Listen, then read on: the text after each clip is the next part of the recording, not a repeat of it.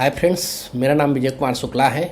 आज मैं इस वीडियो के माध्यम से सेंट्रल रेलवे मुंबई डिवीज़न द्वारा जो रैंकर कोटा डिपार्टमेंटल जेई का एग्ज़ाम हुआ था 5/8/2023 को, उस प्रश्न पत्र के सलूशन के बारे में चर्चा करने जा रहे हैं।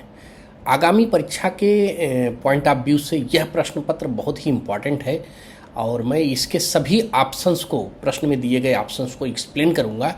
इसलिए आप इस वीडियो को पूरा देखिए और इस क्वेश्चन पेपर को बहुत ही समझिए। बहुत ही महत्वपूर्ण क्वेश्चन पेपर है। आइए हम आगे बढ़ते हैं और देखते हैं इसके सॉल्यूशंस के बारे में जो प्रश्न पत्र है। देखिए, ये जो एग्ज़ाम होता है जेई का डिपार्टमेंटल एग्ज़ाम, ये 5/8/2023 को कंडक्ट किया गया है। 100 मार्क्स का है, 2 आवर्स का ये पेपर हुआ है और इसमें 110 प्रश्न हैं और 100 प्रश्न करने अनिवार्य है। हर एक के लिए 1 मार्क्स निर्धारित किया गया है एंड ये भी पता हो कि नेगेटिव मार्क्स रहता है 1/3। तो चलिए हम इसके एक एक प्रश्न को सॉल्व करते हैं, उसके आंसर के बारे में चर्चा करते हैं। पहला प्रश्न है, देखिए, एलएचबी कोच में बीपी एवं एफपी पाइप का व्यास कितना है? What is the BP and FP pipe diameter of the LHB coach? दोस्तों, आपको पता है कि एलएचबी कोच में एसएस का हैवी ड्यूटी पाइप लगा है, मेन पाइप, जिसका ओडी यानी आउटर डायमीटर 28 mm है, जिसके बारे में ये पूछ रहा है कि what is the BP and FP pipeline diameter. तो मेन पाइपलाइन 28 mm है। यहाँ 32 mm दिया है। दोस्तों, आईसीएफ का जो एमएस वाला पाइपलाइन है, मेन पाइपलाइन, वो 32 mm के हैं, बीपी और एफपी के। तो यहाँ पर ये भी जानना ज़रूरी है। और 25 mm जो 25 mm है, ये चाहे वो आईसीएफ हो और चाहे एलएचबी हो, इन दोनों के बीपी और एफपी का मेन जो इनर डाया है पाइपलाइन का, मेन पाइपलाइन का आईडी, बोर डायमीटर कह सकते हैं, आईडी कह सकते हैं, वो 25 mm होता है। इसी के बेस पर देखिए कि बीपी और एफपी जब इसको आईसीएफ और एलएचबी को जब बाईपास करते हैं, एलएचबी के लिए जो 27 मीटर का बाईपास पाइप लगता है, उसको अभी 25 mm का पाइपलाइन ही जाना चाहिए, क्योंकि जो प्रेशर का प्रोपेगेशन है लास्ट तक पहुंचने का, वो उसी रेशियो में रहे। तो ये इससे कन्फर्म हुआ कि आपको एकदम कन्फर्म हो जाए कि बीपी और एफपी एलएचबी कोच का मेन 28 mm रहता है। What is the choke diameter in PEAV installed in the LHB coach for ACP, alarm chain pulling के लिए जो पीएवी का पाइपलाइन है, उसमें पीएवी में होल किस साइज का होता है, चोक साइज? तो एलएचबी में 19 mm होता है और आईसीएफ में 8 mm का होता है। ये आईसीएफ का है 8 mm। जीवी भी 8 mm रहता है आईसीएफ में, और पीईएवी का passenger emergency alarm valve 8 mm रहता है और एलएचबी में 19 mm का रहता है। नेक्स्ट क्वेश्चन है कि एलएचबी कोच में ब्रेक सिलेंडर की संख्या कितनी होती है? तो आपको पता हो कि एलएचबी कोच में 4 एक्सल रहते हैं। हर एक एक्सल पर 2 डिस्क ब्रेक लगा रहता है। तो हर एक डिस्क पर जो है 1 ब्रेक सिलेंडर रहता है। तो इस प्रकार से 8 जो है ब्रेक सिलेंडर रहते हैं, जो 10 इंच का होता है डाया का। और यही चीज़ अगर हम बीएमबीसी में पूछेंगे, यानी आईसीएफ कोच में, तो उसकी संख्या 4 हो जाएंगे। नेक्स्ट प्रश्न देखते हैं, एलएचबी कोच में किस प्रकार का ब्रेक सिस्टम लगाया गया है? Which type of the brake system is provided in the LHB coach? यहाँ ऑप्शंस दिया है, bogie mounted brake system, bogie mounted brake cylinder, under frame mounted brake system, axle mounted disc brake system. तो आपका right answer है कि LHB coach में axle mounted disc brake system लगाए गए हैं। बीएमबीसी आपको पता है कि ये आईसीएफ कोच के लिए है, और बोगी माउंटेड ब्रेक सिस्टम बीएमबीएस, ये वैगन में जो अभी ट्विन पाइप सिस्टम चल रहा है उसके लिए बोलते हैं। Under frame mounted brake system, ये वैगन का सिंगल पाइप सिस्टम है। तो इससे आपको ये चारों ऑप्शंस को मैंने एक्सप्लेन किया। नेक्स्ट क्वेश्चन है कि एलएचबी कोच के एक सिरे पर ब्रेक पाइप एयर होज की संख्या कितनी होती है? साथियों, जब एलएचबी नया नया आया हुआ था, इंट्रोड्यूस किया गया था, उस समय तो बीपी और एफपी के 2-2 एयर होज लगते थे।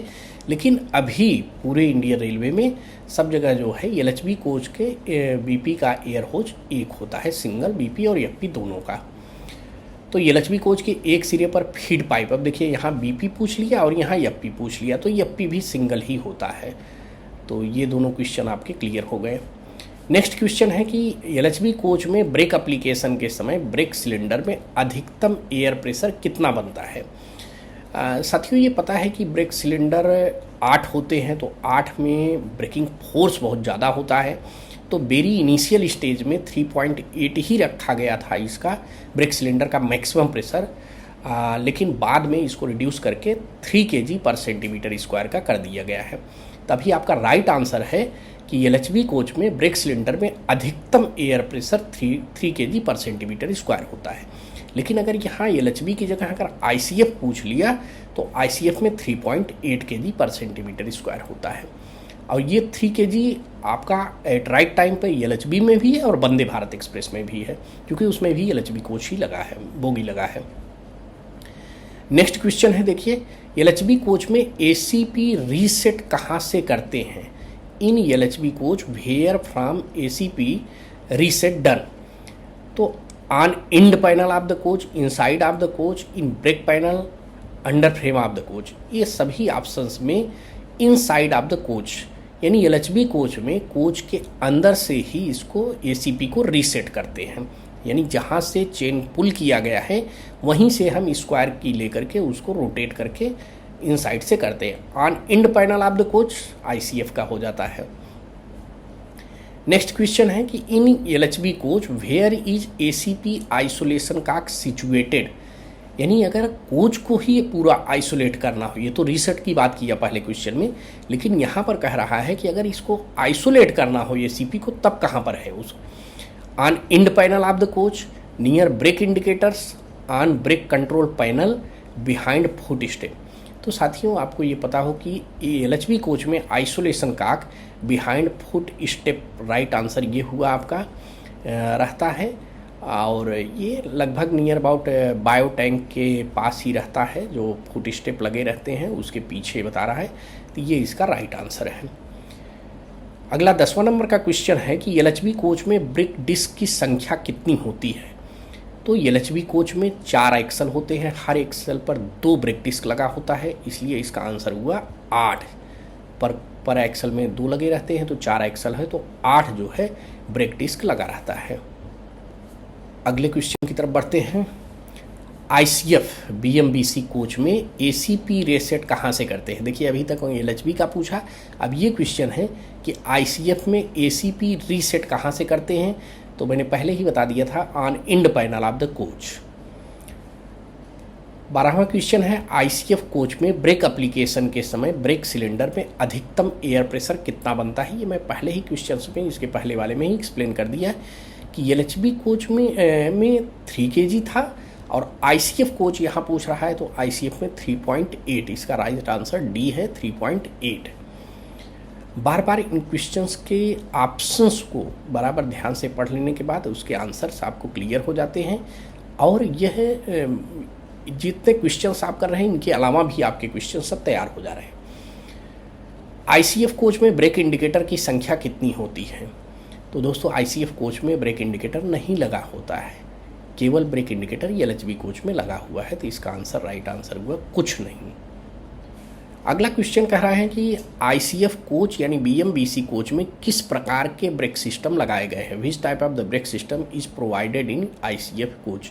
तो इसके ऑप्शन से देखिए, bogie mounted brake system, bogie mounted brake cylinder, under frame, axle mounted. तो ये मैं पहले ही इसके पहले के क्वेश्चन में एक्सप्लेन कर दिया हूँ, तो इसका राइट आंसर बी है, बोगी माउंटेड ब्रेक सिलेंडर बीएमबीसी लगा होता है। आईसीएफ कोच में कुल आइसोलेशन काक की संख्या कितनी होती है। How many isolation cocks are provided in ICF BMBC coach. तो यहाँ पर 5 रहता है, 5 नंबर्स। नेक्स्ट क्वेश्चन में कह रहा है कि in ICF BMBC coach to isolate distributor valve DV isolation handle should. DB का मतलब कह रहा है कि आइसोलेट करते हैं जब आईसीएफ कोच में, तो डीबी का जो हैंडल है वो किस पोजीशन में होता है। तो यहाँ ऑप्शंस है, keep in vertical position, rotate in clockwise direction, keep in horizontal position and rotate in anti clockwise position. तो डीवी का हैंडल जब वर्किंग कंडीशन में होता है तब ये वर्टिकल होता है, और जब इसको हम हॉरिजॉन्टल कर देते हैं तब यह आइसोलेट हो जाता है। तो यहाँ पर प्रश्न कर रहा है कि आइसोलेट करने हैं तो डीवी का हैंडल तो इसका है क्षैतिज अवस्था में कर देते हैं। ठीक है, नेक्स्ट क्वेश्चन है हाइब्रिड कोच में ब्रेक सिलेंडर की संख्या कितनी होती है। तो सबसे पहले आपको क्लियर हो जाए कि हाइब्रिड कोच कहते किसे हैं। दोस्तों हाइब्रिड कोच मीन्स हो गया कि ऊपर का पोर्शन वो एलएचबी सेल रहता है और नीचे जो बोगी लगा होता है वो आईसीएफ का लगा है। तो यानी ये दोनों का कम्बिनेशन हो गया, नीचे का बोगी आईसीएफ, ऊपर का सेल जो है पैसेंजर पोर्शन जो रहता है वो जो है सेल पोर्शन एलएचबी का है। तो अब इससे पता चल जाएगा कि अगर आईसीएफ का बोगी है तो उसमें पूछ रहा है हाइब्रिड कोच में ब्रेक सिलेंडर की संख्या कितनी होती है। तो आईसीएफ में 4 रहता है, तो इसका भी राइट आंसर हो गया 4। How many brake cylinders are provided in hybrid coach. तो एक कोच में 4 ब्रेक सिलेंडर हो गए चूँकि कोच आईसीएफ का है। नेक्स्ट क्वेश्चन है हाइब्रिड कोच में किस प्रकार के ब्रेक सिस्टम लगाए जाते हैं। तो आईसीएफ कोच का जो ब्रेक सिस्टम है वही इसमें लगा है, तो इसमें बोगी माउंटेड ब्रेक सिलेंडर ये राइट आंसर होगा। ठीक है, फिर हाइब्रिड से ही प्रश्न है हाइब्रिड कोच में ब्रेक इंडिकेटर की संख्या कितनी होती है। तो आईसीएफ कोच में ब्रेक इंडिकेटर नहीं होता है, तो इसका आंसर हो गया कुछ नहीं। फिर अगला क्वेश्चन हाइब्रिड कोच बोगी में ब्रेक सिलेंडर के आइसोलेशन का कहाँ लगाए जाते हैं। व्हाट इज द आइसोलेशन का कहाँ लगाए जाते हैं। तो आइसोलेशन का तो इसके ऑप्शंस हैं in under frame coach, near brake indicator, on brake control panel और बिहाइंड फुट स्टेप। तो यहाँ पूछ लिया है कि बोगी ब्रेक सिलेंडर के आइसोलेशन का, तो इसका आंसर हो गया ए, यानी under frame of the coach में लगाया जाता है। ठीक है, तो अगला क्वेश्चन देखते हैं हाइब्रिड कोच में ब्रेक सिलेंडर के पिस्टन का व्यास कितना होता है। What is the diameter of break cylinder piston in hybrid coach. जो ब्रेक सिलेंडर का डायमीटर होता है हाइब्रिड कोच में वो 203 mm रहता है, बट यहाँ 205 लिखा है क्योंकि वो 8 इंच का लगता है ब्रेक सिलेंडर, तो इसके लिए 205 हो गया। नेक्स्ट क्वेश्चन है हाइब्रिड कोच में, जबकि ये देखिए यहाँ पर इतना है और एलएचबी में 10 इंच का लगता है डाया का, और यहाँ 8 इंच डाया है। हाइब्रिड कोच के एसीपी रीसेट कहाँ से करते हैं। तो हाइब्रिड कोच है तो हाइब्रिड मतलब आईसीएफ नीचे है और ऊपर एलएचबी का है, बट ब्रेकिंग सिस्टम जो है वो आईसीएफ का है, तो हमेशा करेंगे जो है इसका ऑन इंड पैनल, क्योंकि ब्रेकिंग सिस्टम वही है जो लगा। सेल अंदर एलएचबी का है बट ब्रेक सिस्टम जो एयर ब्रेक सिस्टम लगा है वो आईसीएफ का है, तो वो इंड पैनल से ही करेंगे। नेक्स्ट क्वेश्चन है single pipe wagon BOXN, BCN, बीआरएन, बीएलसीई में एसीबी की एसएबी की संख्या कितनी होती है। तो इन सभी में चाहे जो भी कोच हों वैगन के, उसमें एसएबी की संख्या 1 होती है, 1। फिर अगला प्रश्न है वैगन से आ गया बीएलसी कंटेनर वैगन में खाली अथवा भरी अवस्था में ब्रेक पावर अनुपात को घटाने और बढ़ाने के लिए क्या लगाया जाता है। इन बीएलसी में जो होता है वो एलएसटी लगा होता है। यहाँ ऑप्शन है एम्प्टी लोड बॉक्स डिवाइस और एलएसटी, एपीएम और एसएबी। तो बीएलसी में एलएसटी लगा होता है, और जो अभी बीएमबीएस टाइप के आए हैं कोचेज उसमें एपीएम लगा दिया गया है। रिमेन सभी में एम्प्टी लोड बॉक्स डिवाइस लगाया गया है। तो ये आपके क्वेश्चंस क्लियर हैं। नेक्स्ट क्वेश्चन है बीएलसी कंटेनर वैगन में खाली स्थिति के समय ब्रेक लगाने पर ब्रेक सिस्टम में अधिकतम एयर प्रेशर कितना होता है। साथियों एम्प्टी लोड बॉक्स डिवाइस या उसका सब्सटीट्यूट आप समझिए कि एलएसटी या उसका भी सब्सटीट्यूट एडवांस चीज़ एपीएम, ये तीनों एक ही है, तीनों का काम एक ही है। काम क्या है कि जब वैगन में लोडेड कंडीशन में हो तो उसमें ब्रेक फोर्स ज़्यादा लगे, और जब गाड़ी खाली कंडीशन में हो, एम्प्टी में हो, तो ब्रेकिंग फोर्स कम लगे। तो ब्रेकिंग फोर्स कम लगने का मतलब है ब्रेक सिलेंडर में कम प्रेशर जाना, और अधिक लगने का मतलब है ब्रेकिंग फोर्स कि ब्रेक सिलेंडर में प्रेशर अधिक होना। तो उसी के लिए ये डिवाइस लगाए जाते हैं आप अलग अलग। तो इसमें कह रहा है कि यदि वो ब्रेक सिलेंडर खाली स्थिति यानी एम्प्टी कंडीशन में है तब कितना लगना चाहिए। तो आपको ये क्लियर पता हो कि ये तीनों जो ऊपर के दिए गए हैं empty load box device, APM और एलएसटी, इसमें खाली कंडीशन में 2.2 kg जाता है प्रेशर, और लोडेड कंडीशन में 3.8 kg पर सेंटीमीटर स्क्वायर का प्रेशर जाता है। तो ये अप्लीकेबल फॉर ऑल हो गया। तो अब यहाँ कह रहा है कि maximum air pressure in brake cylinder during break application when empty, तो इम्पटी है तो 2.2 kg पर सेंटीमीटर स्क्वायर। अब नेक्स्ट क्वेश्चन है, बीएलसी वैगन में खाली स्थिति के समय इमरजेंसी ब्रेक लगाने पर कितना जाएगा, यानी what is the maximum air pressure in brake cylinder during emergency brake application. Emergency brake application या कोई भी सर्विस ब्रेक एप्लीकेशन हो, उन सभी कंडीशन में अगर एम्प्टी है तो 2.2 जाएगा और लोडेड है तो 3.8 जाएगा। ये क्लियर रहे। 28 नंबर क्वेश्चन देखिए, बीएलसी कंटेनर वैगन में भरी स्थिति में के समय इमरजेंसी ब्रेक लगाने पर ब्रेक सिलेंडर में अधिकतम कितना एयर प्रेशर है, यानी लोडेड कंडीशन में मैंने बताया 3.8 जाएगा, तो इसका राइट आंसर हो गया 3.8। नेक्स्ट क्वेश्चन है, एयर ब्रेक सिस्टम में बीपी प्रेशर गिराने पर when BP pressure is dropped in the air brake system, तो ऑप्शंस क्या दिया है, feed pipe air enters in brake cylinder, control reservoir air enter in brake cylinder, तीसरा option है brake pipe air enter in brake cylinder, and fourth है auxiliary reservoir air enters in the brake cylinder. तो इसमें देखिए, तो देखिए इन option के through जाएंगे तो देखिए इस ऑप्शंस में क्या दिया है, फीड पाइप एयर इंटर्स, यानी जब बीपी ड्रॉप करते हैं तो एफपी प्रेशर ब्रेक सिलेंडर में जाता है, लेकिन वो थ्रू एआर जाता है डायरेक्टली, तो बीपी से नहीं कनेक्टेड, एफपी से नहीं कनेक्ट होता है। दूसरा ऑप्शन को पढ़िए, देखिए control reservoir air enters in brake cylinder, कभी नहीं होता है ऐसा कि ब्रेक सिलेंडर में सीआर का प्रेशर नहीं जाता है। फिर नेक्स्ट ऑप्शन दे रहा है brake pipe air enters in brake cylinder, brake cylinder में बीपी का प्रेशर नहीं जाता है, वो तो रिड्यूस किया गया है, तो ऑप्शन आपका बच रहा है ऑक्सिलरी रिजर्वायर एआर का प्रेशर ही आपके ब्रेक सिलेंडर में जाता है जब बीपी आपका ड्रॉप किया जाता है। तो इसमें क्या कर रहा है, 1 3 सही, 2 सही नहीं, 3 और 4 सही नहीं, केवल 4 सही है, आंसर नंबर 4 सही है, इसलिए इसका ऑप्शन हुआ डी, सिर्फ 4 सही है, ये ऑप्शन सही है, बस केवल एआर का प्रेशर जाता है अगर बीपी ड्रॉप करते हैं तो। नेक्स्ट क्वेश्चन देखिए, इन बॉक्सियन और बीसीएन वैगन फॉर डिक्रीजिंग और increasing brake power ratio during empty or loaded condition of wagon which device is provided. मैंने पहले ही बताया कि ये तीनों system empty load box device, LST और एपीएम लगाए गए हैं, बट ये किस लिए लगाए गए हैं, एम्प्टी और लोडेड कंडीशन में, एम्प्टी में 2.2 और लोडेड में 3.8 kg का ब्रेक सिलेंडर में प्रेशर जाता है। तो ये जितने भी बीएलसी, बीएलएल, ए इस तरह के बीएलसी कंटेनर वैगन्स लगे हुए हैं उसमें तो एलएसडी लगा दिया गया है, बॉक्सियन एचएल या बीएम बीएस जिसमें लगाया गया है उसमें एपीएम लगाया गया है। रिमेन्स जो दे रहा है बॉक्सियन और बीसीएन, इसमें आपका एम्प्टी लोड बॉक्स डिवाइस लगाया गया है, तो राइट आंसर ए हुआ। नेक्स्ट क्वेश्चन देखिए, बीवीजेडसी वैगन में ब्रेक सिलेंडर की संख्या कितनी होती है।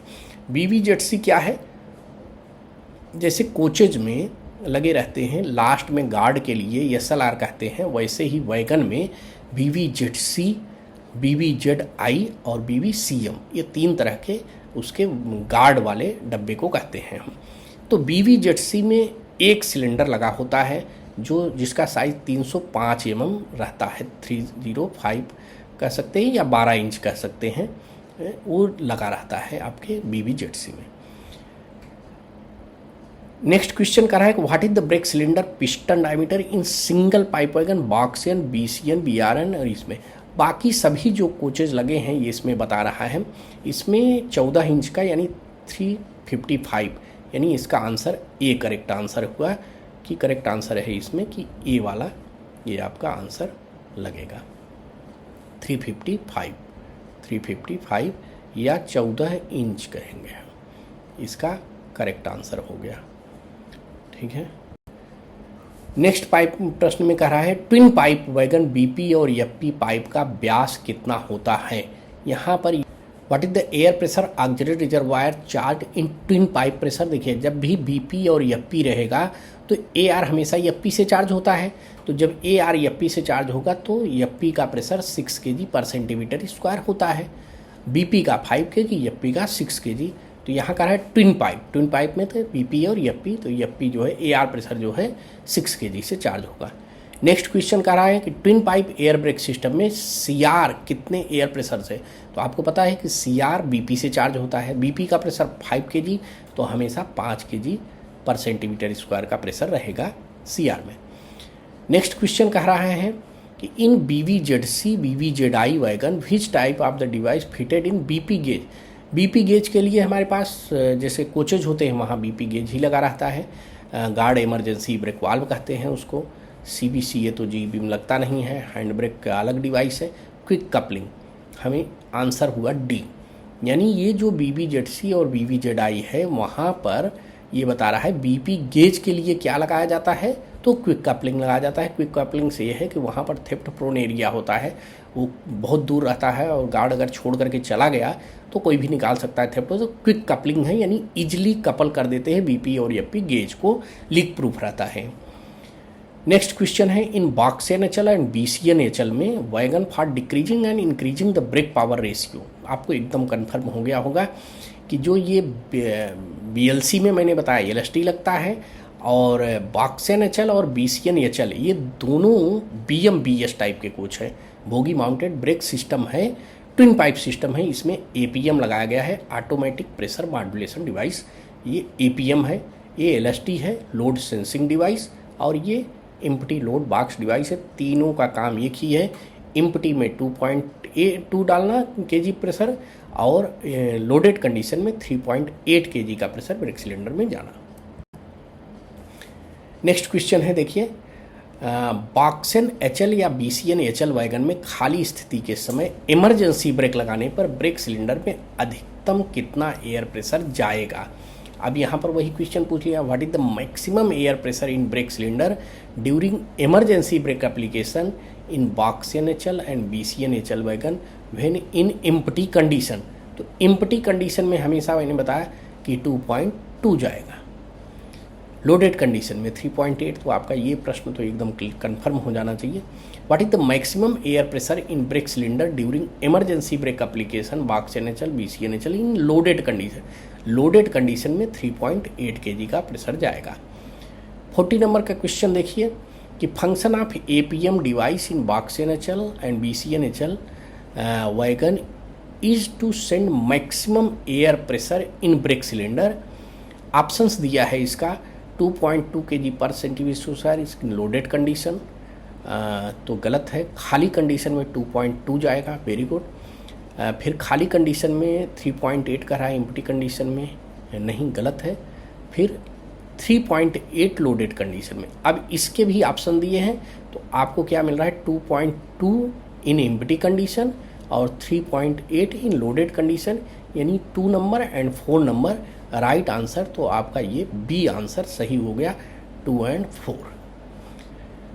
When hand brakes applied in SLR coach, brakes are applied in how many wheels? ये बहुत अच्छा क्वेश्चन, बहुत ही अच्छा क्वेश्चन यहाँ पर पूछा है। When hand brakes applied in SLR coach, SLR मैंने बताया जो कोचिंग सेक्शन होता है, कोचिंग के ट्रेन का गार्ड कंपार्टमेंट को हम SLR बोलते हैं। तो वहाँ पर SLR में पूछ रहा है कि जब हैंड ब्रेक अप्लाई करेगा गार्ड तो कितने व्हील्स में ब्रेक लगेंगे। तो आपको ये पता हो कि ICF वाले जो SLR है उसमें एक ही एक्सल के 2 व्हील पर लगता है, तो यहाँ पर राइट आंसर होगा 2। और जबकि यही LHV है तो उसमें भी 2 व्हील पर लगता है, लेकिन वो दोनों एक्सल चेंज रहते हैं, डायगनली लगता है अलग अलग। तो ये कन्फर्म रहे आपको। फिर नेक्स्ट क्वेश्चन है कि बॉक्सियन HL या BCN HL वैगन में ब्रेक सिलेंडर की संख्या कितनी होती है। तो BMBS में 2 ब्रेक सिलेंडर होते हैं, रिमेन्स सिंगल पाइप में सभी 1 ब्रेक सिलेंडर लगा रहता है अंडर फ्रेम में। तो ये bogie mounted brake cylinder brake system है, ये दोनों BMBS है, तो यहाँ पर आंसर हुआ 2। नेक्स्ट क्वेश्चन चलते हैं। यहाँ पर प्रश्न कर रहा है what is the location of APM device in BOXN HL and BCN HL। प्रश्न है कि APM डिवाइस बॉक्सियन HL और BCN HL वैगन में कहाँ पर लगा रहता है। तो देखिए DV एंड CR के बीच, तो ये तो लगता ही नहीं है। DV एंड AR के बीच तो कोई मतलब नहीं है। DV and brake cylinder, yes right answer आपका C हुआ कि APM डिवाइस DV से जो प्रेशर जाएगा उसको 2.2 kg एम्प्टी कंडीशन में ब्रेक सिलेंडर को देना है, तो DV से प्रेशर लेकर के उसको देगा, और 3.8 देना है इन लोडेड कंडीशन में, तो आपका डीबी और ब्रेक सिलेंडर के बीच में एपीएम डिवाइस लगता है। नेक्स्ट क्वेश्चन है कि how many APM devices are installed in BOXN HL and BMS wagon. तो एपीएम जो है एक लगता है सिंगल, और एलएसटी जो है वो 2 लगता है पर वैगन। तो इसका राइट आंसर सी है। How many brake cylinders are provided in BVZI. BVZI, I मतलब आईसीएफ, जो वैगन लगा हुआ है उसका लास्ट कोच जो एसएलआर रहता है कोचिंग की तरह, यानी जिसमें गार्ड जाता है, तो उसको बीवीजेडआई। तो बीवीजेडआई में आईसीएफ बोगी लगा हुआ है, तो उसमें 4 ब्रेक सिलेंडर रहते हैं, तो इसलिए इसका आंसर हुआ 4। नेक्स्ट क्वेश्चन है कि when hand brakes applied in BVZI brakes are applied in how many wheels. तो इसमें बीवीजेडआई यानी आईसीएफ का लगा है, तो मैंने पहले एसएलआर का बता दिया है आपको कोचिंग का। तो उसी तरह से इसमें जब आईसीएफ का ही लगा है, तो आईसीएफ में जब हैंड ब्रेक लगाएंगे तो एक ही एक्सल पर 2 व्हील में लगेगा, तो इसका आंसर हो गया 2। नेक्स्ट क्वेश्चन है when hand brakes applied in BOXN wagon brakes are applied on how many wheels. यानी रेस्ट ऑफ ऑल अदर जो भी कोचेज हैं वैगन्स है, उन वैगन्स में जो अंडर फ्रेम माउंटेड है उसके सभी व्हील में लगता है, तो 8 में लगेगा। लेकिन अगर यही बीएमबीएस रहेगा तो उसके एक ही बोगी में लगता है, यानी 4 व्हील में लगता है। तो ये आपको 2 क्वेश्चन एक प्रकार से तैयार हुए। What is the validity of in kilometre of BPC for closed circuit rake A grade. A grade examination के बाद सीसी रेक का जो है इसमें 7500 किलोमीटर है। और what is the validity of BPC for B grade. B grade के लिए है 6000 किलोमीटर, तो नो डाउट इसमें। What is the validity of the BPC closing A grade के लिए जो है वो जो ए ग्रेड का एग्जामिनेशन होता है जिसके लिए 75,000 किलोमीटर जाना है, तो उसमें है 30 और प्लस 5 35 डेज रहता है, तो 30 days plus 5 days grace period रहता है। What is the validity of the days of the BPC closed circuit rate in B grade. B grade के लिए मतलब 6000 किलोमीटर एंड 30 डेज, तो उसका आंसर ए हुआ। बहुत सारे इसमें क्वेश्चन में टिक मिलेंगे, तो उसको आप इग्नोर करिएगा। राइट आंसर पर मैं रेड से मार्क करूँगा। What is the minimum brake power issued to closed circuit rake from originating station. आपको ये प्रश्न बहुत क्लियर हो जाने चाहिए कि वर्जिनेटिंग स्टेशन से अगर सीसी रेक है तो उसमें 100% का ब्रेक पावर दिया जाएगा, और प्रीमियम के लिए 95% और इंड टू इंड के लिए 90%। तो 3 तरह के एग्जामिनेशन होते हैं, end to end rake examination, premium rake examination, CC rake. तो वर्जिनेटिंग स्टेशन से आपको इसी प्रश्न में क्लियर हो जाए, हो सकता है आगे भी और प्रश्न मिलेंगे, बट इसी प्रश्न में क्लियर हो जाए कि वर्जिनेटिंग स्टेशन से सीसी रेक को 100% देते हैं, और प्रीमियम रेक को 95% और इंड टू इंड को 90% देते हैं। तो आपका ये अगर क्वेश्चन क्लियर हो गया तो आगे के इससे संबंधित क्वेश्चन सॉल्व कर लेंगे आप। What is the minimum brake power percentage for the closed circuit rake at en route. अब दूसरा ऑप्शन आ गया कि इन रूट स्टेशन पर कितना रहेगा, तो इन रूट में 90% रहता है सीसी रेक में लिए। फिर क्या करा है अगला question, what is the validity of the premium rake BPC. BPC जो है प्रीमियम रेक का 10+2 डेज के लिए आपका 12+3 डेज के लिए वैलिड होता है। तो यहाँ दिया है ऑप्शंस देखिए, 10 डेज प्लस 3 डेज नहीं, रॉन्ग आंसर है। 15 डेज प्लस 3 डेज नहीं, 12 डेज प्लस 3 डेज ये आपका राइट आंसर हुआ सी वाला। 12 days plus 3 days gas period in loaded condition, यानी उस 3 दिन में का जो है यदि लोडेड कंडीशन में रह गया है तब आपके लिए वो गैस पीरियड है। तो प्रीमियम का बीपीसी वैलिडिटी 12+3 डेज यानी टोटल 15 डेज के लिए रहता है। प्रीमियम रेक को प्रारंभिक स्टेशन से न्यूनतम कितना ब्रेक पावर, वो मैंने पहले ही क्लियर कर दिया, तो अब आपको समझ में आ गया होगा कि 95% रहता है प्रीमियम के लिए। नेक्स्ट क्वेश्चन है कि प्रीमियम रेक को en route what is the minimum brake power percentage for the premium rake station.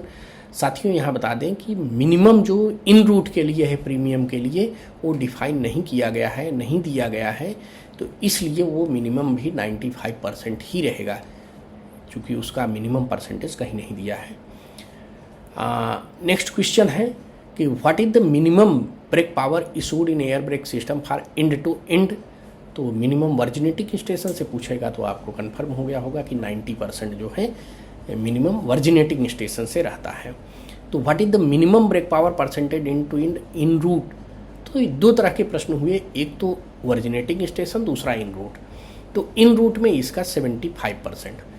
तो आपको एकदम कन्फर्म हो गया कि इन रूट में एंड टू एंड का 75, प्रीमियम का कुछ नहीं रहता है, नो वैल्यू, तो वो 95% ही माना जाएगा, और सीसी रेक का इन root 90%।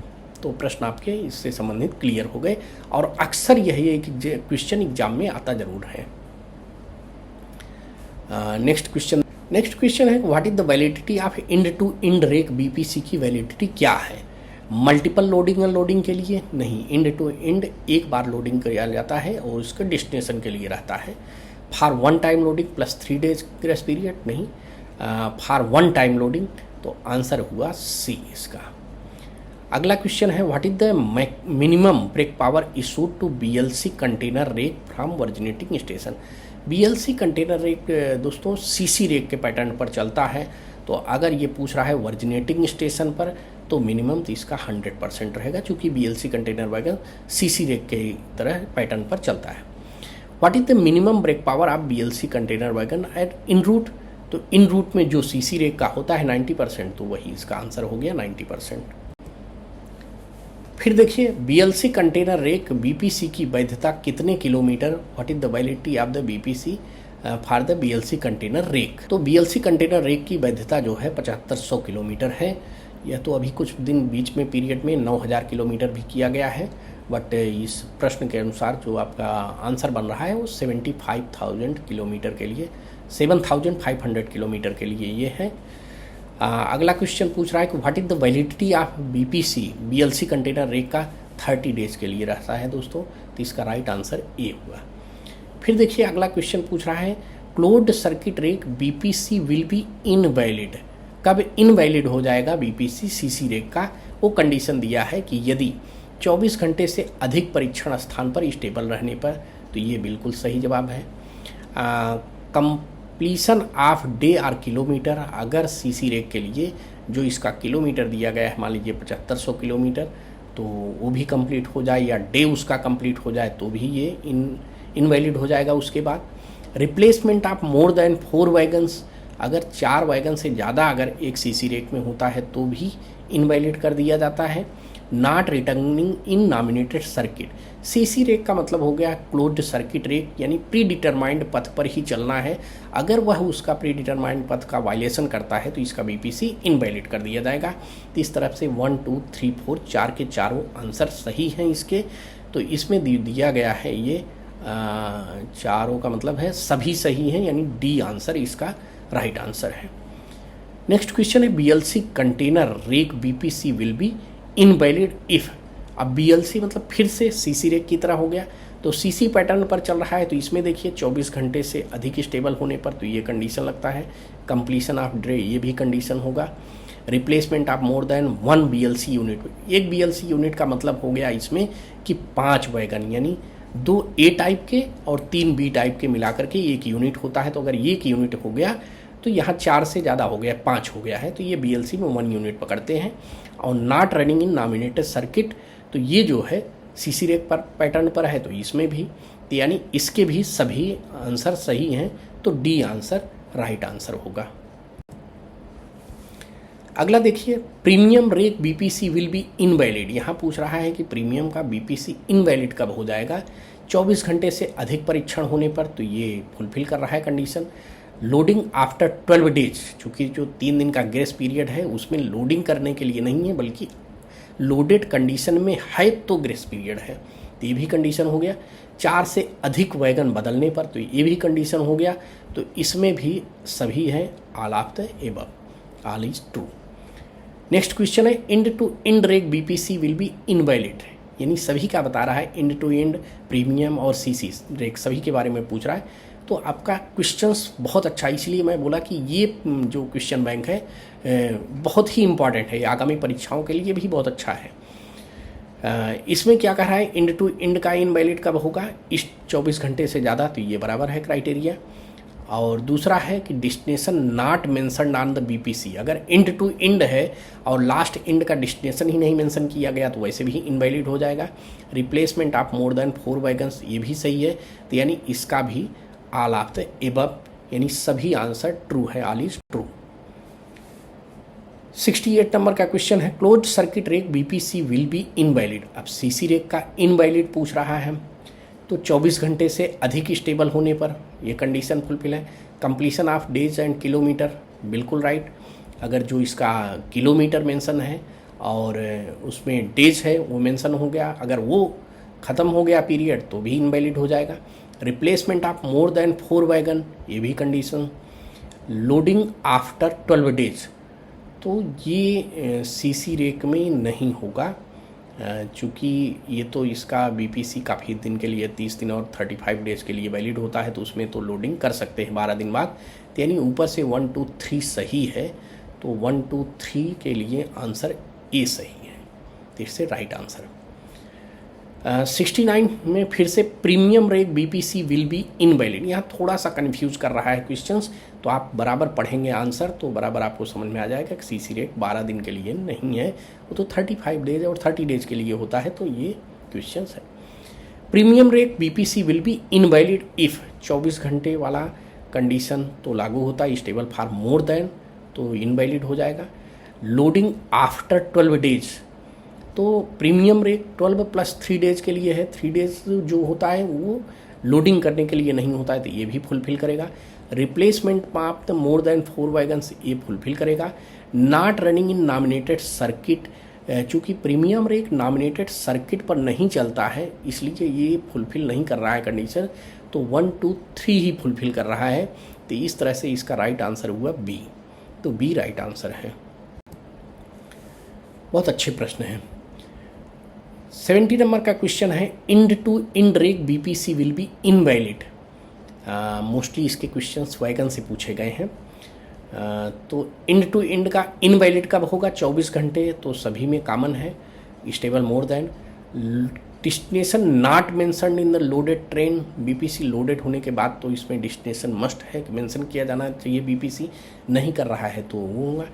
12 days, loading after 12 days, तो इसमें तो इंड टू इंड पैटर्न है, इसमें बीपीसी की वैलिडिटी नहीं रहती है कि कितने दिन का है, इसलिए ये क्राइटेरिया फुलफिल नहीं कर रहा है, केवल 1 और 2 सही है, तो इस तरह से आंसर ए सही है इसका।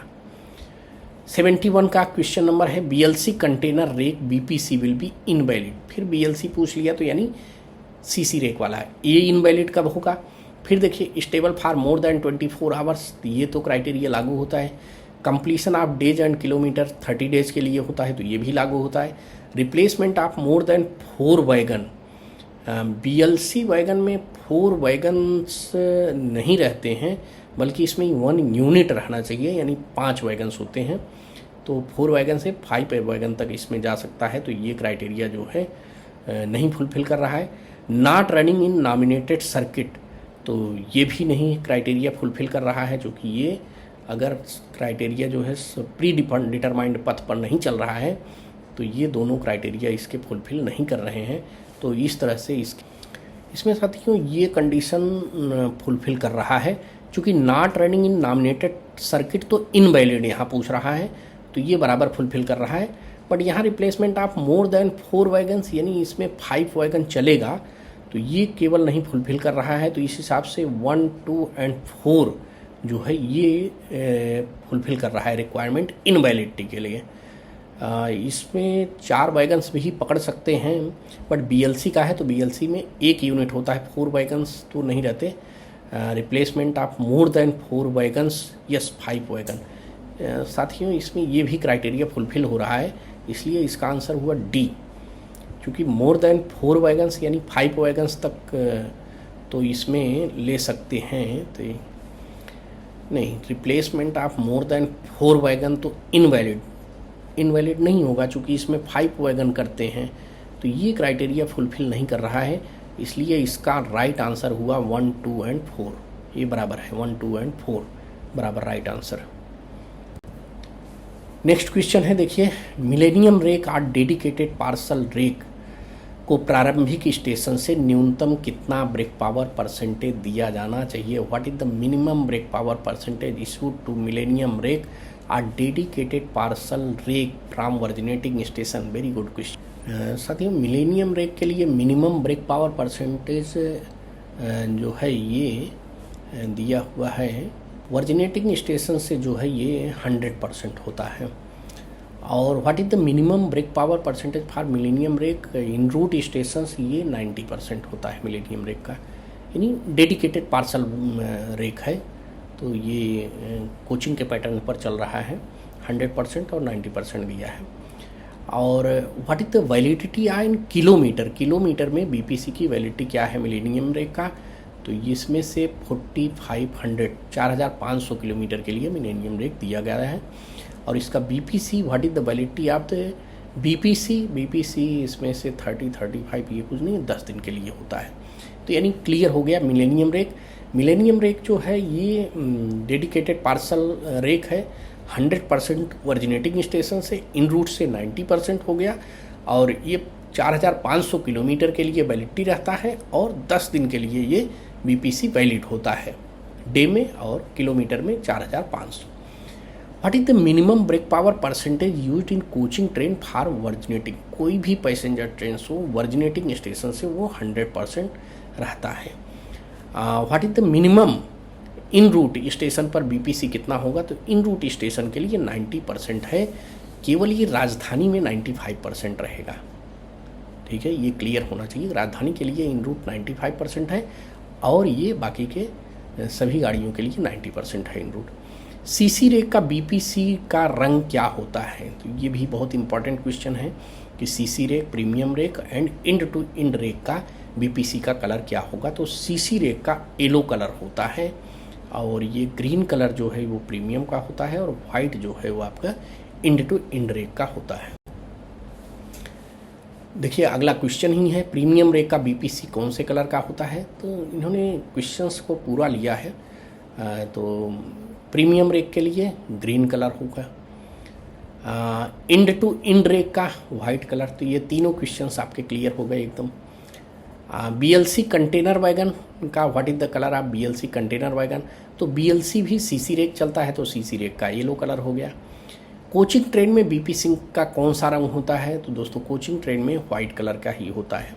और यहाँ पर भी जो ये वैगन्स का दिया हुआ है, ये तो ये वॉइस के थ्रू निकाला जाता है कंप्यूटराइज्ड प्रिंट से, तो मोस्टली सभी वाइट ही है। बट क्वेश्चंस आया है क्वेश्चन बैंक में एग्जाम पास करने के लिए, तो आपको ये कलर याद रखने हैं। कोचिंग ट्रेन का वाइट हो गया। मिलेनियम रेक या डेडिकेटेड पार्सल रेक बीपीसी कौन से कलर का होता है? तो ये भी वाइट कलर का ही होता है, चूँकि ये भी पैटर्न। यहाँ पर फिर मज़ेदार क्वेश्चन कर रहा है, mail and express ICF coach whose round trip kilometre distance is more. यहाँ पर ध्यान देना है कि मोर कह रहा है देन 3500 किलोमीटर। तो आईसीएफ का कोच हो अगर 3500 किलोमीटर से ज़्यादा उसका राउंड ट्रिप हो रहा है तो उसका अदर एंड पर भी सेकेंडरी मेंटेनेंस होगा, इसलिए दोनों एंड से आपको बीपीसी देना है। तो issued by primary depot only, issued by primary and secondary depot before departure, issued by secondary depot only, issued by en route। तो इसका आंसर हुआ both issued by primary and secondary depot before departure। दोनों time पे BPC आपको देना पड़ेगा यदि round trip 3500 kilometre से ज़्यादा हो रहा है।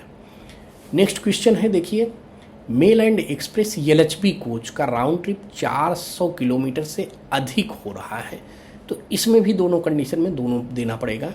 तो बीपीसी जो है वो issued by primary and secondary, ये आंसर इसका राइट हुआ, बी आंसर। फिर देखिए mail and express ICF coach train whose round trip kilometre is up to, यानी राउंड ट्रिप 3500 किलोमीटर है तो वन वे दिया जाता है round trip BPC issued by primary depot only. तो इसमें हो जाएगा, चूँकि वहाँ से अदर एंड से कंटिन्यूटी टेस्ट दिया जब बीपीसी दिया जाएगा। फिर mail and express LHB coach train whose round trip kilometre distance is up to 4000 kilometre. तो एलएचबी के लिए 4000 किलोमीटर है और आईसीएफ के लिए 3500 किलोमीटर है। तो अगर ये कंडीशन फुलफिल कर रहा है कि राउंड ट्रिप 4000 किलोमीटर है तो यानी प्राइमरी एंड से बीपीसी दिया जाएगा राउंड ट्रिप का, तो issued by primary maintenance depot. इस क्वेश्चन में क्या है कि इन्होंने अगर जहाँ से ले लिया है तो पूरे क्वेश्चंस पूछे हैं। Mail express ICF coach train whose touches primary depot more than one time before completion of round trip 3500 kilometre or 96 hours BPC that train will be, ये प्राइमरी में है, इसमें कोई डाउट नहीं है। और इसी तरह से पूछ रहा है कि मेल एक्सप्रेस LHB कोच जो है ये टच कर रहा है मोर than one time before completion of round trip 4000 kilometre और 96 आवर्स BPC टू रन, तो प्राइमरी डिपो से ही ये इशू किया जाएगा, एक बार से अधिक बार को टच कर रहा है। Mail and express ICF coach interconnected train before completion of round trip 3595, इसमें भी है कंडीशन यही ए, प्राइमरी डिपो द्वारा ही दिया जाता है। तो आगे का ऑप्शंस मैं नहीं देख रहा हूँ, क्योंकि सभी क्वेश्चंस एक ही पैटर्न वाले दिए गए हैं, BP से ही पूछ लिया गया है सब प्रश्न। Mail express LHB coach interconnected before completion of round trip 4000, अभी एक बार LHB का पूछ रहा है, एक बार ICF का, तो फिर से इसका आंसर हो गया कि इशू प्राइमरी डिपो ओनली। आपको भी ऐसे ही तैयार कर लेना है क्वेश्चंस। तो यानी इस तरह का क्वेश्चंस अगर BPC के पैटर्न के बारे में कोचिंग से पूछ लिया, आपका वैगन का क्लियर कर दिया मैंने, इंड टू इंड प्रीमियम और CC रेक। अब यहाँ पर 3500 किलोमीटर और 4000 किलोमीटर याद रखना है ICF और LHB के लिए। बाकी सब देख लीजिए कि अगर 4000 किलोमीटर से अधिक हो रहा है राउंड ट्रिप तो दोनों एंड से होगा। इसी तरह ICF का 3500 किलोमीटर से जो आ रहा है ज़्यादा तो दोनों तरफ से देना पड़ेगा। रिमेंस ऑल कंडीशन में केवल प्राइमरी एंड से देना है बस। अब देखिए passenger train whose toilets interconnected passenger train shuttle train before completion of the round trip BPC, तो यहाँ पर 3500 किलोमीटर 96 वाली स्थिति आ गई, फिर से यही प्राइमरी एंड से ही रहेगा। तो ये अभी BPC वाले क्वेश्चंस खत्म हुए। अब दूसरे तरह का पूछ लिया, देखिए which bearing is provided in ICF coach. ICF coach में दोस्तों cartridge spherical roller bearing, cartridge taper plain bearing, spherical roller bearing, cartridge. आपका C आंसर सही है कि ICF कोच में स्फेरिकल रोलर बेयरिंग लगा होता है। Which bearing is provided in LHB coach, तो LHB कोच में आपका CTRB लगा होता है, जिसको हम कहते हैं cartridge taper roller bearing. Answer हुआ D, इसका राइट आंसर हुआ। और यही CTRB आपके कैशनब बोगी में भी लगा है, वैगन में और वंदे भारत में भी लगा है। तो आपके ये 3-4 क्वेश्चंस क्लियर हो गए। फिर देखिए which bogie is provided in ICF coach. ICF coach में कौन सा बोगी लगा है, फिएट बोगी नहीं, कैशनब बोगी नहीं, ICF बोगी, और ये आपका ICF कोच में ICF बोगी लगा हुआ है, it's a right answer. Which bogie is provided in BVZI wagon, तो इसको मैंने बताया है कि आपको याद करने के लिए I फॉर ICF बोगी, तो ICF लगा हुआ है। रिमेन्स सभी वैगन्स में कैशनब बोगी लगा हुआ है एयर ब्रेक सिस्टम में, और LHB में फिएट बोगी लगा है। तो आपके आंसर सबको यहीं क्लियर हो गया। देखिए अगला क्वेश्चन ही आ गया कि LHB कोच में लगाई गई बोगी का नाम बताइए, तो वहाँ पर फिएट बोगी लगा हुआ है। तो LHB में फिएट बोगी हो गया, कैशनब बोगी जो है एयर ब्रेक वैगन में हो गया, ICF बोगी ICF में लग गया है, BVZI में भी ICF बोगी लगा हुआ है। तो आपके ये 97 क्वेश्चन तक क्लियर हो गए। नेक्स्ट क्वेश्चन देखिए क्या है, यहाँ है कि विच type of the bogie is provided in hybrid coach. तो हमने हाइब्रिड कोच में आपको पहले ही क्लियर कर दिया है कि हाइब्रिड में नीचे ICF का बोगी लगा है, ऊपर LHB का सेल है, तो ICF में ICF बोगी लग गया है, इट्स राइट आंसर। फिर देखिए which type of the secondary suspension is provided in hybrid coach. ये बहुत अच्छा क्वेश्चन पूछा है।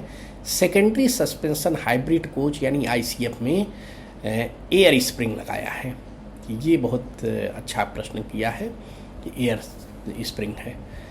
फिर नेक्स्ट क्वेश्चन देखिए which type of the secondary suspension may be fitted in LHB coach. LHB coach में सेकेंडरी सस्पेंशन किस तरह का फिट किया जा सकता है, तो उसमें हेलिकल कॉइल स्प्रिंग भी लग सकता है और एयर स्प्रिंग भी लग सकता है। लीफ स्प्रिंग तो लगता नहीं है, अभी वो तो वैगन में लगता था, वैक्यूम में डैम्पर स्प्रिंग कुछ नहीं है। तो यानी इसका 1 और 3 सही है, तो आंसर आपका B वाला ये सही हो गया। अब राजभाषा से संबंधित प्रश्न आ गए। राजभाषा के आधार पर हमारे देश को कितने क्षेत्र में बांटा गया है। देखिए मैं राजभाषा के क्वेश्चन को बहुत ही बढ़िया तरीके से इसको एक्सप्लेन करूंगा, तो आप इसको ध्यान दीजिए कि राजभाषा के आधार पर हमारे देश को कितने क्षेत्र में बांटा गया है। तो राजभाषा के आधार पर हमारे देश को 3 क्षेत्र में बांटा गया है, जिसको हम क, ख और ग क्षेत्र में कहते हैं। तो क क्षेत्र में कौन कौन से हैं? क क्षेत्र में 9 स्टेट हैं और 2 यूनियन टेरिटोरी हैं। ख क्षेत्र में 3 स्टेट और 2 यूनियन टेरिटरी है, और ग क्षेत्र में बाकी सभी जो है ग क्षेत्र में आते हैं। तो ये आपको राजभाषा के बुक से रिफ़र करके ये ध्यान देना है कि 9 कौन कौन से स्टेट हैं और 2 यूनियन टेरिटोरी दिल्ली और जो है अंडमान निकोबार है क क्षेत्र में, और ख क्षेत्र में आपके हैं चंडीगढ़ और दादरा नगर हवेली और दमन द्वीप, ये 2 आते हैं, और गुजरात, महाराष्ट्र और पंजाब, ये 3 स्टेट ख क्षेत्र में आ जाते हैं। तो ये आपको ध्यान में रखना है। तो इसका राइट आंसर हुआ 3। यहाँ पर पूछ रहा है कितने क्षेत्र में बांटा गया है, तो क, ख और ग तो मैंने बता दिया कि क में कौन से हैं, ख और ग में। राजभाषा अधिनियम कब लागू हुआ था? व्हेन राजभाषा एक्ट, जब एक्ट की बात करेगा तो एक्ट 1963 में लागू हुआ था, जो कि 10 मई 1963 को पास किया गया था। ये अगला क्वेश्चन है, देखिए, how many documents which shall be issued both in Hindi and English language under sub section 3 of section 3 of official language. Official language act के अंतर्गत हिंदी और अंग्रेजी दोनों में जारी करना अनिवार्य है। कौन सा है? तो हाउ मेनी पूछ रहा है, तो उसमें 14 दस्तावेज हैं जो कि हिंदी और इंग्लिश में जारी करना है। तो इसमें से 14 कोई नहीं है, इसलिए इसका आंसर हुआ इनमें से कोई नहीं। एज पर राजभाषा act writing sequence should be, सबसे पहले हिंदी लिखते हैं, तो इसलिए इसका आंसर हो गया हिंदी। उसके बाद इंग्लिश रहेगा, फिर लोकल लैंग्वेज रहता है। Maharashtra comes in which categories as per राजभाषा, तो मैंने बताया कि बी कैटेगरी में जो है, या ख कैटेगरी में आपका गुजरात, महाराष्ट्र और पंजाब, ये 3 जो है स्टेट आपके आते हैं ख क्षेत्र में। तो ये पूछ रहा है महाराष्ट्र, तो महाराष्ट्र आपका ख क्षेत्र में हो जाएगा। What is the official language of the union of India? Union of India का ऑफिशियल लैंग्वेज क्या है? तो यूनियन ऑफ इंडिया का ऑफिशियल लैंग्वेज है हिंदी। फिर देखिए अगला प्रश्न है, राजभाषा अधिनियम 1963 कब पारित हुआ था? When was the official language act 1963 passed? यहाँ पर संभवतः दिनांक देना था, लेकिन इन्होंने ईयर ही पूछ लिया। 63 कब पास हुआ था? तो ये तो 1963 में 10 मई 1963 को पास हुआ था। प्रत्येक वर्ष हिंदी दिवस कब मनाया जाता है? व्हेन हिंदी डे 14 सितंबर को मनाया जाता है। ये 14 सितंबर क्या है हिंदी दिवस? क्योंकि 1949 में ऑफिशियल लैंग्वेज द्वारा इसको हमको एडॉप्ट किया गया था, तो इसलिए 14 सितंबर को एडॉप्ट किया गया था, इसलिए हम लोग 14 सितंबर मनाते हैं हिंदी दिवस के रूप में। तो ये तो पूछ रहा है कि हिंदी दिवस पर ईयर कब मनाया जाता है हर साल? तो 14 सितंबर को। थोड़ा सा अगर क्वेश्चन को इसको ट्विस्ट कर देगा कि वर्ल्ड हिंदी डे कब मनाया जाता है, विश्व हिंदी दिवस, तो विश्व हिंदी दिवस 10 जनवरी को मनाया जाता है। तो इसको भी आप याद रखिए कि ये तो इंडिया में मनाया जाता है हिंदी दिवस 14 सितंबर, लेकिन कई बार प्रश्न पूछ लेता है कि विश्व हिंदी दिवस कब मनाया जाता है, तो 10 जनवरी। अगला प्रश्न देखिए, राजभाषा नीति की जानकारी देने वाले अनुच्छेद 343 से 351 संविधान के किस भाग में है? तो ये भाग 17 में है।